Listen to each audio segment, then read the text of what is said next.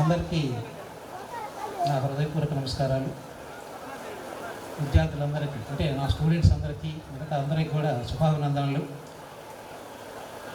బిగిన్పల్లిలో నా దగ్గర విద్యను అభ్యసించినటువంటి వీళ్ళందరూ కూడా నాకు చాలా ఆత్మీయులు. వీళ్ళల్లో ఒక డెడికేషన్ నాకు బాగా కనపడింది. నాకు జీవితాంతం కూడా ఈ బ్యాచ్ నాకు బాగా సుపరిచితంగా ఉండే బ్యాచ్. ఊళ్ళపాలెంలో నేను జాబ్లో జాయిన్ అయినప్పుడు ఫస్ట్ ఈ బ్యాచ్ 4th క్లాస్లో ఉంది. ఆ 4th, 5th ఈ బ్యాచ్ వాళ్ళకి ఊళ్ళపాలెంలో నేను ప్రైమరీ సెక్షన్లో చెప్పడం జరిగింది.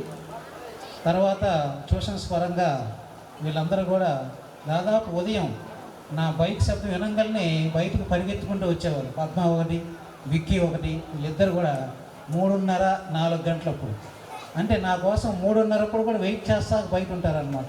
అంత డెడికేటెడ్ అయినటువంటి బ్యాచ్. ఈ బ్యాచ్ కూడా అందరూ కూడా మంచి స్థానాల్లో ఉన్నారు. నాకు చాలా సంతోషం.